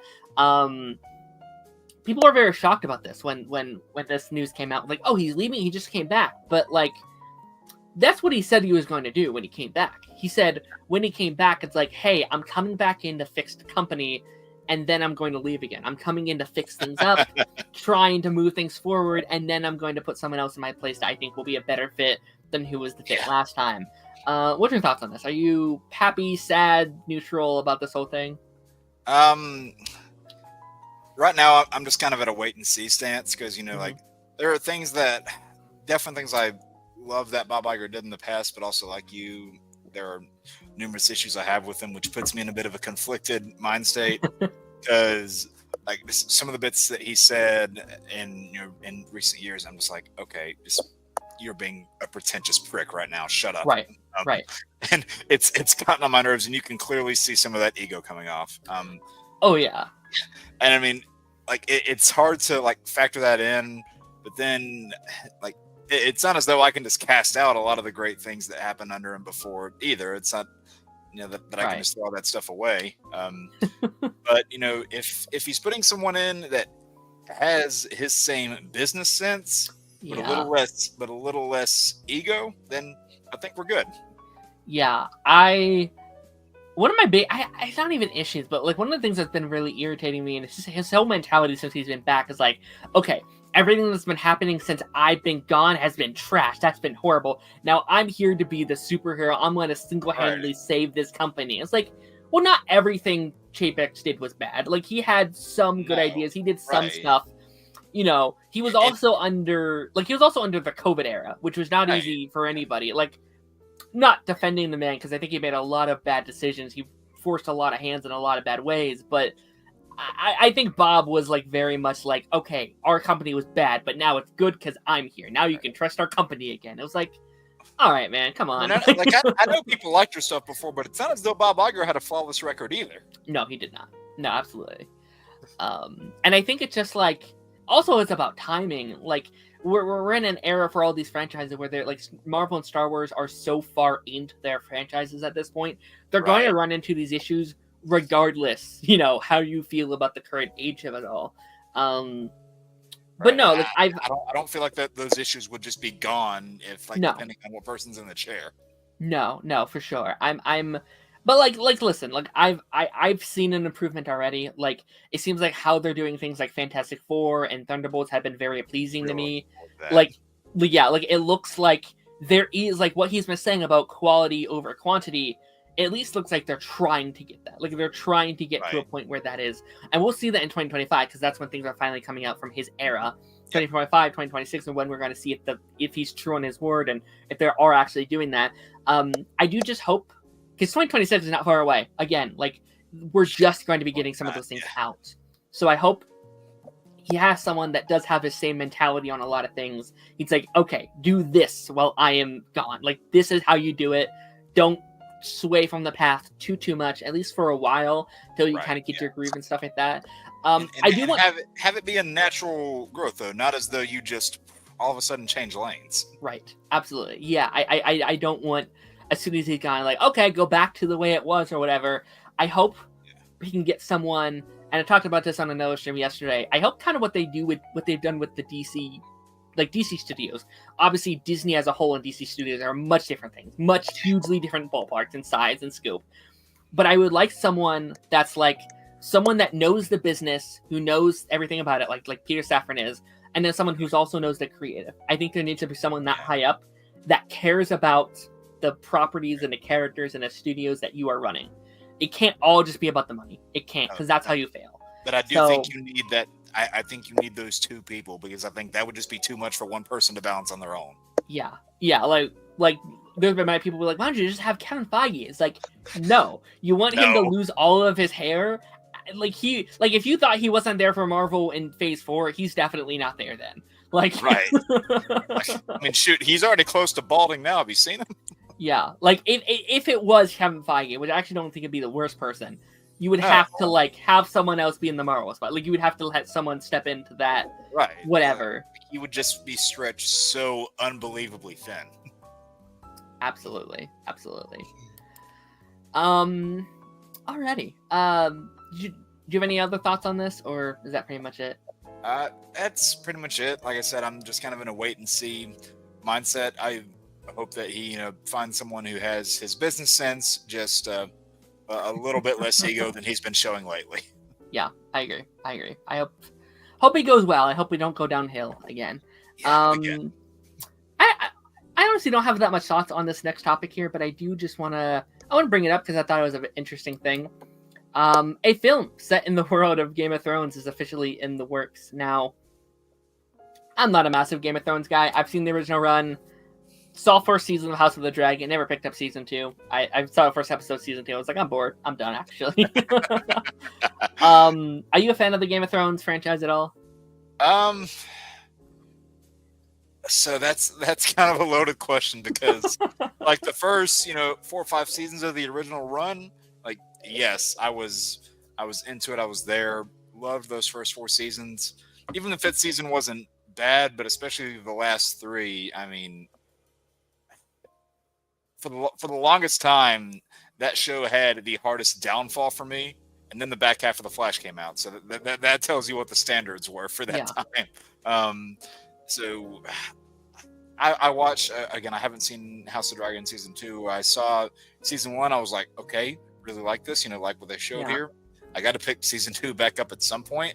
Probably be over like the Christmas into the New Year, somewhere around there. But as far as a film, though, I don't really know, because I think one of the good things about this whole franchise is that they tell these stories that do have this deep, rich sense of storytelling to them that expands out over these episodes. And for a movie, I feel like you would either run into the problem where you're trying to do too much in too little amount of time, or to the point where you're not, where you don't end up doing enough because you don't, you can't put a 4-hour movie in a theater. Right. So I just don't really think that it would fit. Yeah, I'm curious if this is a situation of like characters that we know getting their own project, like if this is like a Jon Snow situation or like an Arya situation or something, or if this is something completely new characters, new stories. That might almost work better in almost Right. like an Avatar kind of way, where it's like Yeah. this is chapter 1 of the story, then we're getting chapter 2, chapter 3 kind of thing. And if it's done in that way with whole new characters and stories, I'm a little more optimistic. Yeah, Because, like, it's a new narrative structure, it's a new set of characters. So right. if they're just adding more to the world, like I talked about earlier with Star Wars, I would be a little more optimistic for it. Yeah, for sure. Yeah, and honestly, I'm actually kind of shocked it's taken them this long to do it, because like Right.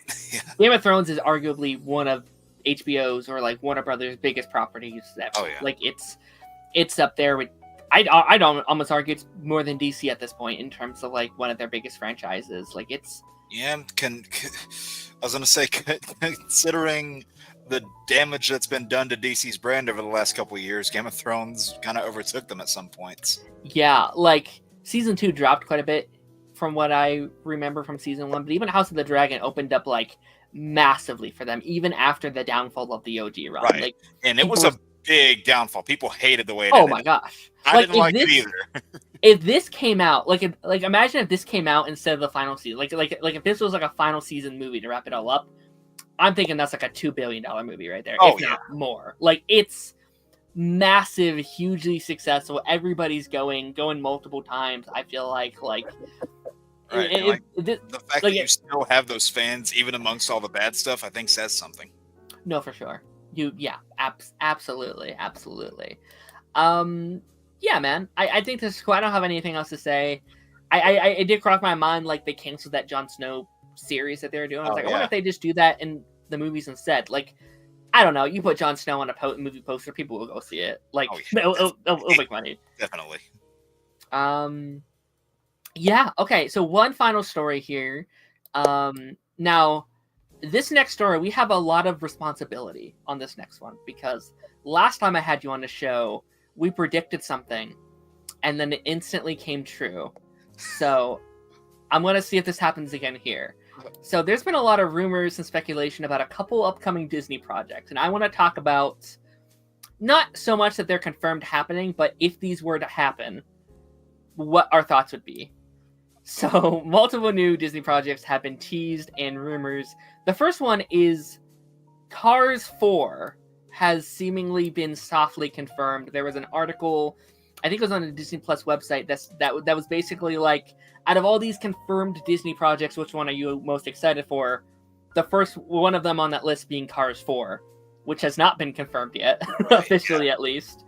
No, again, last time we had you on the show, we said, hey, if an incredible story was happening, how would we feel? Yeah. Quite literally 3 days later. And like right at D23, yeah. They announced it. So we have a power here. Like if we say yes or no, it might happen like in 2 days. I don't know. Maybe. I don't know. Maybe we're the key. Maybe. I don't know. Do you want another Cars movie? So personally, me, no, I don't. And yes, that means I just axed it. But no. No. I really like, the first Cars movie. The second Cars movie is almost not even a Cars movie; it's a Mater movie. Yeah. And then, while I have my issues with the third one, I think it ended in a really good spot to where you don't need more. But I also feel like this would be a Toy Story 4 situation where, so I'm going to make a little bit of a prediction here. And if this ends up happening, someone owes me money. I feel like if a fourth film comes out, I am scared that it's going to do what Toy Story 4 did and retread the ground of the previous movie that ended the series, because Toy Story 4 retreaded a lot of ground that Toy Story 3 did, which is my biggest issue with that movie, is that it just retold the same thing again. It felt unnecessary of having to, let go. And that was a theme in Cars 3 of, McQueen having to let go of his, like the fact that he wasn't in his prime anymore. He was having to accept that. He was having to move on. And I feel like if they did a fourth one, they would just repeat that again. And because they ended it. Like I said, I had my issues with the third movie, but they ended it in such a good spot. I was like, okay, like you're good to continue here. They even have the picture side by side to show where his kind of character arc has ended. You know, like that they end the movie with the picture of him and Doc, and then the picture of him in his all blue getup with what's the car's name? I'm forgetting. Cruise? Yeah, is that the Oh, yellow yellow one? car? Yeah, Yeah, that's Cruise. yeah.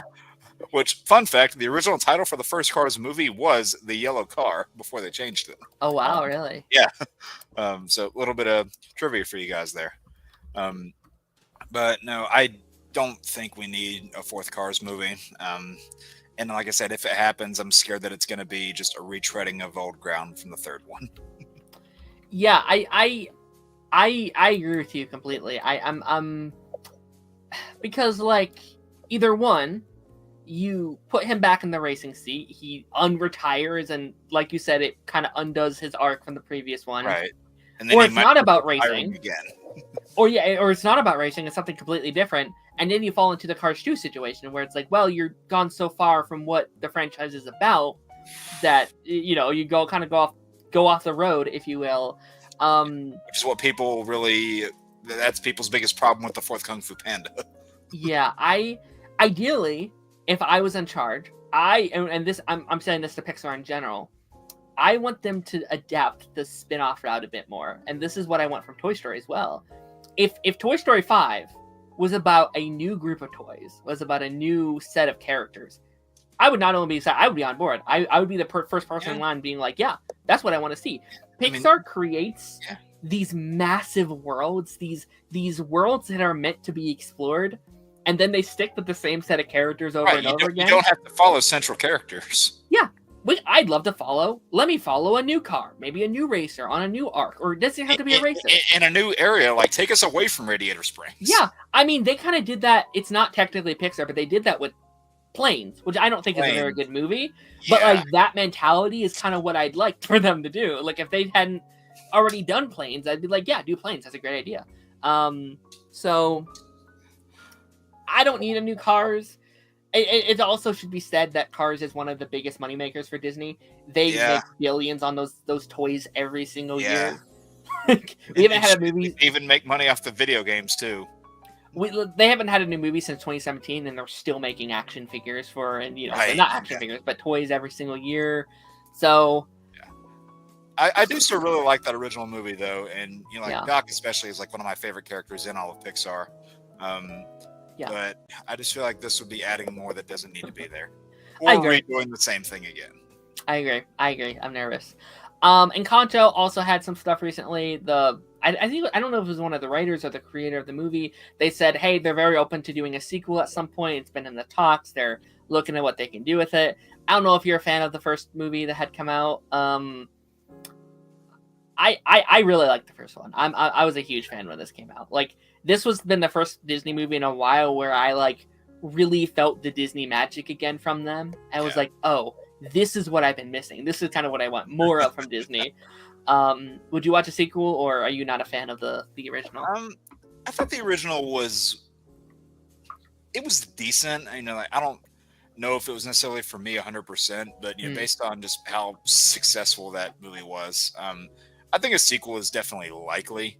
If say at the next Disney event they announce a new sequel to that, I wouldn't be surprised. I feel like there's more you could explore in that world, and there are, I think, more stories that could be told with those characters. But again, it depends on what story you're going to tell.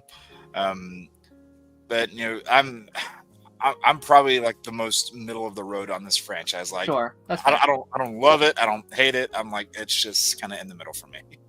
Yeah, I think that's totally fair, and I think that's an opinion that a lot of people also share with me. Like, I have some friends that don't love it as much as I do, and that's totally fine. I'd like to see another one from it. Like, this is, I think, in terms of like if I was ranking Disney movies that deserve a sequel, I think this one would probably rank in the middle, where I'm like, I can see more story that you could definitely tell. It's a very fun world with characters with various magic in the house. I think there's a lot of lore stuff you could do with this that could be really fun. I'm not like clamoring for a sequel because I did love the first one so much. Like, I'm not like we need an Encanto sequel. Yeah, like I need right. to have And it like some other. there are some that just don't need it. Yeah, this one's Yeah. middle of the road. I'd watch it. I'd like it for a new soundtrack because I love that soundtrack so much from the last one. We'll see. Yeah. And then this last one. Now this one's just a full-on rumor. This is from like the Daniel RPJ or whatever that account is online, and he has said that the direction for the new live-action Hercules movie has been changed from a Hercules movie to a Hades movie, following the events of the Hercules movies from the perspective of Hades, similar to Maleficent and Cruella and stuff like that. I love this, actually. I've talked a lot about like my opinions on the live action reboots in the past. I like some, I hate others. I think there's a lot of middle of the road ones. What I appreciate though from the ones that I do like are the ones that do different stuff with it. That isn't just the same movie but live action, right? Aladdin was okay, but I wanted something different with it. Cinderella was okay, I wanted something different with it. I love Jungle Book because it felt different. I loved Cruella because it felt different. I like the Peach Dragon remake a lot. Peach Dragon's fun. Yeah. Maleficent has its ups and downs, but I love at least like the ambition that movie has, right? So, and like the upcoming Mufasa, like that movie or not, if that's a good or bad movie, I already respect that movie more than the original, like the 2019 movie, because it's a different movie. Something different, yeah. And that's kind of what I think about whatever that cartoon was that was connected to the Lion King. I don't know if it's been fully canonized or not, but I was like, I can't even remember the name of it, but I was like, you know what? They did something different. This is okay. The Lion Guard one, the one that was made for younger kids, or yeah, that one. Because I would watch that one like whenever it was on, and like my younger cousins were around, and I was like, this is probably something like I would have adored at their age, Sure. That's what it seemed like. Stranger, I completely agree. I don't trust anything he said. Nope. I wanted to bring this up though because I did think it was an interesting talking point. Because I was like, if this were to happen, how I would feel about it. And again, I think Hades, like, okay, so yeah, this is kind of what I was saying. A couple weeks ago we had talked about the Prince Charming movie that was announced, and I said, I was like, that's a better direction than what I wanted to, but there's other Disney characters that I think can better hold their own movie. Hades Which Prince Charming is that directed to? Is that the one from Cinderella or the that's Cinderella's Prince Charming, yeah. And apparently it's not connected to Cinderella. Apparently it's kind of like on its own thing. So it's like, all right, that's a choice. Okay. But no, Hades is a character like with his own lore and his own backstory and such a trauma-filled character. Like there is so much you can do with that. I am so like I feel like almost out of any of the live action stuff we've heard in the past, like I feel like Maleficent was also I think warranted. Like there's a lot of story there you can cover, but like even more than like Cruella, like I feel like Hades fits this title a bit more in terms of that regard. I was about to say Scar would really fit that too, but we might get that in the Mufasa movie. So fully, like that, like that trailers we've seen. It seems like it's focused more on Scar than Mufasa anyway. So like I've joked on here before where it's like, well, Mufasa stole everything from him, even the title of the movie. Right. Yeah. And I mean, there are some Disney villains that I don't think it works for. Like if you were to do this for a character like Jafar, for example, I don't think that would work. As good of a villain as Jafar is. I kind of want one for him, to be honest. I think like as long as it's not the actor from the 2019 movie. That's fair. What I think the 2019 movie did I really liked is that they established that like he's also a street rat. Like he's someone that came from nothing and gained all this power, and that fascinates me to be like, oh, how did he get to the place that he is? Like there's really nice parallels between Aladdin and Jafar. They both came from the same place.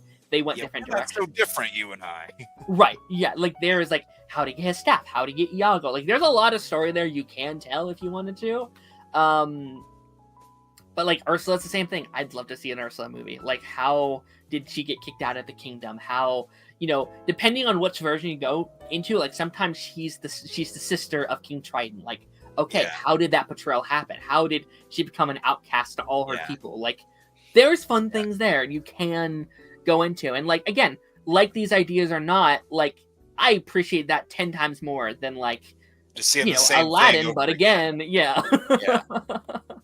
I will say though, a lot of the live action remakes that I've noticed, I mean, they seem to have a habit of going into the backstory of the other parent that you don't see in the original movie, because both Aladdin and Beauty and the Beast went into this whole subplot and stuff like about Yeah. the mother and everything. Sure. I was like, do we really need this? Okay. But also like in doing that, they introduce like so many. It's like they open up plot holes for the original movies, because like that, there was some like book that they had in Beauty and the Beast that could have you like go to the past or whatever it was. It's like, Sure. okay, if this was here the whole time, why didn't you use it to solve A, B, C all the way to Z? Sure. So it just raises questions like that. Absolutely. Stranger comments. I loved Hades in Once Upon a Time. I thought that was a great version of him. So if they could do something similar there, I'd be all for it. Yeah, I think once is usually. Listen, I got my issues with. I'm currently rewatching the show. I've been for a while now. It's been an interesting rewatch of that show because man, 6 I like great it. seasons.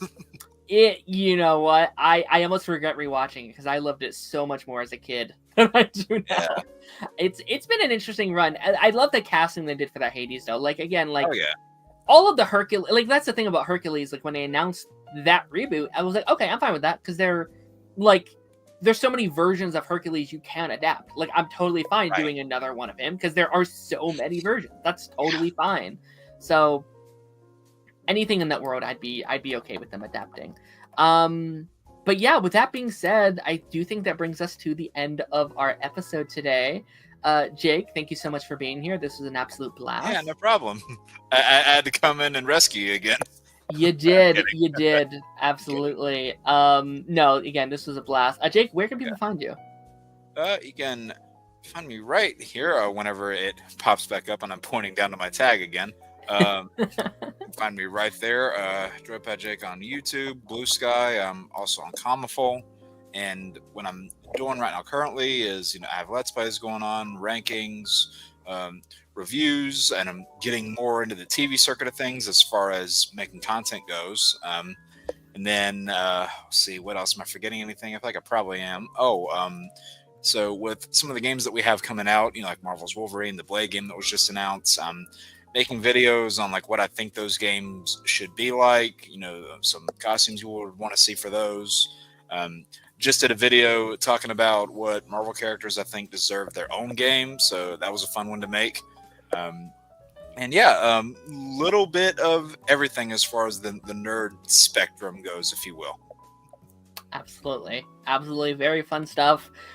We're often very much on the same streams over on not Party Nation, or I guess sometimes Party Nation, but also sometimes Council of Creators. We do various other streams together on various other platforms, so make sure to check all of that stuff out as well. For me, check us out. This can get expensive. I know. Next live stream for me will be on Tuesday. We're gonna be talking about Super Lois episode. Is this 8? Episode 8. Episode 8 coming out, yeah. Episode 8. Jeez. And I should be back Thursday. We're hopefully back on our Thursday time slot next Thursday. The pipeline. The plan is to talk about our favorite Disney movies ahead of Moana 2 this month. So nice. That should be a lot of fun. I'm very excited. I feel like I've been saving that episode. I'm 112 in. I'm like, I haven't talked about my favorite Disney movies yet. Don't know how I got this far without doing it. So nice. That sounds like a fun one. Yeah, I'm very excited. So, without further ado, ladies and gentlemen, we will see you on the flip side. Bye-bye.